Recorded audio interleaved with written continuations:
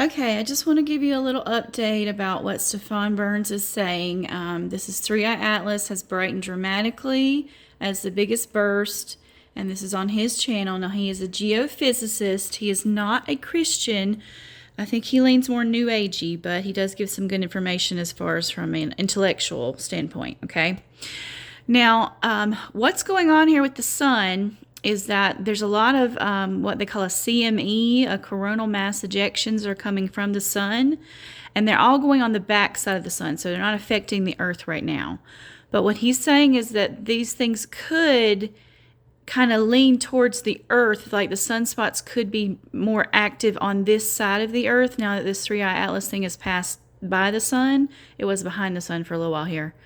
But why I'm showing you this and how this relates to Bible prophecy is that we have some indications that there could be the rapture, the days of darkness happening around Halloween in through like to November 2nd.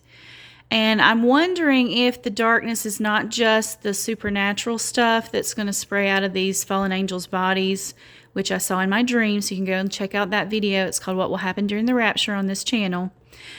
And I'm wondering if we're also going to have some physical darkness as in blackout, because when you get these coronal mass ejections, sometimes it can knock out all of the power grids, and so we can literally be without electricity in the dark, but we also spiritually would be in the dark too, where this evil is coming, this darkness that's opposite of Jesus's light is going to affect people on the planet. And for more information, you have to really go see the dream, because I can't really go into that right now. But this is something you want to keep in your mind here, that you may be actually without electricity during the process of the rapture as well, okay?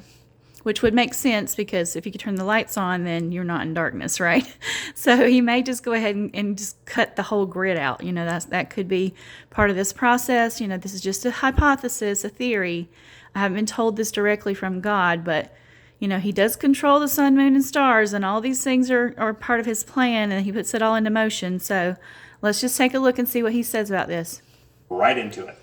And let's begin by looking at our coronagraph view of the sun, because honestly, the solar activity is the bigger story here. 3i Atlas is very interesting, it's dynamic, it's unusual, but it's not like it's going to impact the Earth and wipe us out. It doesn't look like there's going to be an alien invasion. But we could very well have some extreme solar activity that results in power grids going down, telecommunication disruptions, satellites being impacted, burning up in the atmosphere.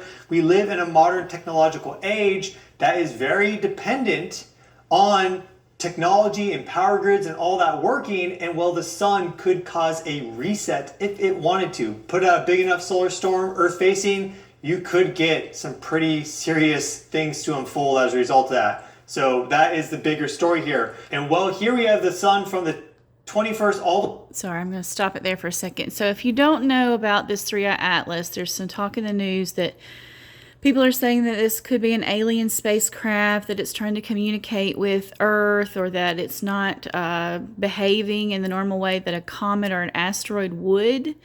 And that way, there's something about the tail of it is blowing in a different direction than the solar winds and all of this kind of stuff. But I do want to caution you, because again, he's not a Christian here, this guy that's presenting.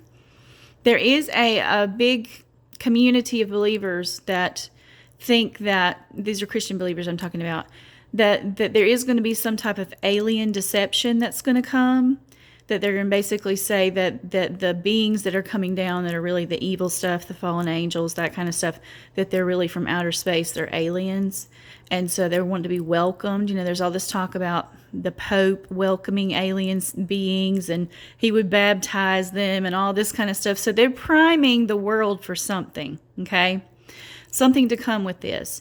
And so this could be part of the great lie or the alien deception theory that's mentioned in the Bible. Now, it doesn't say aliens necessarily in the Bible, except for when you get to the book of Revelation, there is something that's described as looking like frogs that's demonic, okay? So if you kind of look at aliens and look at a frog, well, it kind of looks sort of similar, right? So just keep that in the back of your mind. And now he's going to tell us about these CMEs, okay?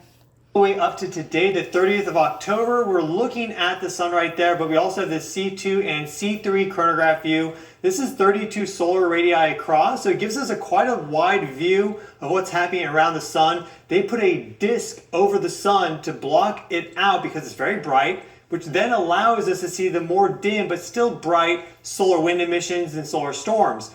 You're going to see a big coronal mass ejection the moment I hit play, because that was the first one to occur right as 3i Atlas came in for its superior conjunction as viewed from Earth. Its perihelion, its closest approach to the sun, was just yesterday. So let's hit play. We'll watch this first big gigantic coronal mass ejection. Boom shakalaka. There we go. Then we have another one right there. We get another one again right there. We get a fourth one to follow up just shortly after that right there. And then things kind of cooled off a little bit. We did get some other pushes here. We see the sunspots moving like this, but watch this new big coronal mass ejection yesterday and then another one today right there. So they're not slowing down. That's the thing. That first one certainly is the biggest, lined up perfectly with that superior conjunction. We are forecasting something like that to happen, at least at a much higher probability, and it did. But these sunspots are still extremely active, and they're still pumping out big solar storms, and they're rotating towards Earth facing. And honestly, this right here is very similar to what occurred back in 2003 with what's known as the Halloween storms, because you started having a lot of solar activity back around October 26th of 2003, but this was Earth facing. And then that went all the way through Halloween into November with some massive solar flares. And well, this is looking very similar, but on the far side. But this could continue and then impact us. And that means that we could be looking at some severe to extreme geomagnetic storming and whatever those repercussions are if these sunspots don't cool off. And well, they've actually been getting bigger and multiplying. So let's check it out.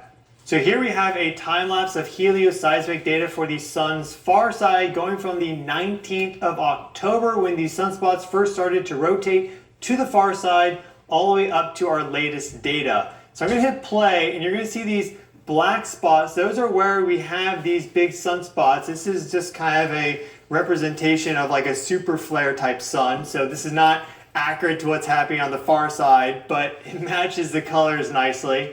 And so we see these two big sunspots that we saw them on the Earth facing side because they grew on the Earth facing side. But look at how they're really large and then they actually started to fracture up. Now this top one seems to have remained effectively the same, but this bottom one seems to have really expanded and grown across a wide area. Keep in mind, this is very low resolution, so often we see these really big black spots with the helioseismic and then the sunspot rotates in and it's not as absolutely epic as we may have thought it would have been. But regardless, this is the best data that we have for the far side currently. We don't have our solar orbiter on the far side to give us high resolution look. We don't have our Parker Solar Probe on the far side to give us maybe a high resolution look as well. So this is what we got. But we do have all that coronagraph imagery, which shows that things have been exceptionally active. So we know that these guys are big flare players and they're going to be rotating into Earth-facing view soon because you see they're getting close now. So we're just a few days away from the leading edge there and then maybe a couple more days for these guys to really firmly be visible on the Earth-facing side. If the activity that has been happening continues, we are going to be in for a very dynamic early November paired with the full supermoon on the 5th and the 6th. So we could be looking at some really, really pretty crazy geomagnetic activity, very much reminiscent of what occurred back in 2003 with the Halloween storms. Let's check that out because that's a little bit of a clue as to what is happening right now.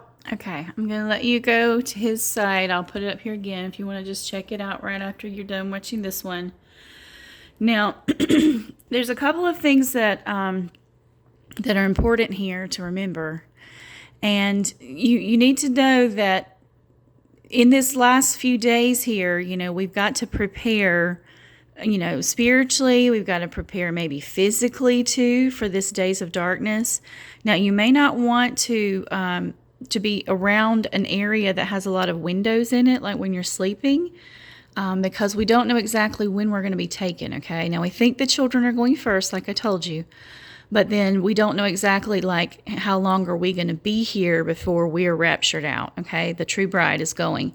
And Helingway did talk about that she was reading her Bible, that she had light inside of her, and that there was darkness around, in these different areas. So you have to think about that too. Now, in our family, we have this little area in our basement that we had exercise equipment in, and it doesn't have any windows in it, okay, in that particular part of the walkout basement. So we just decided to put some beds in there. That way we can be away from the windows. And there may be noises and all kinds of stuff. Some other people have had dreams like Carl Gallup's, saying that people were shrieking in terror and things like that were caught outside when this thing started. So you just want to be kind of knowledgeable of that, to what to expect. Now, of course, we don't want to get into fear because we are safe if we are His, but just kind of be prepared for what you might need to do physically as well to prepare for the darkness, as far as where you want to be when it actually does descend, okay, on your house. All right. And if I see anything else, or if there's any other things that I want to mention, I'll try to pop back on here and give you some updates, okay? All right. I love you guys.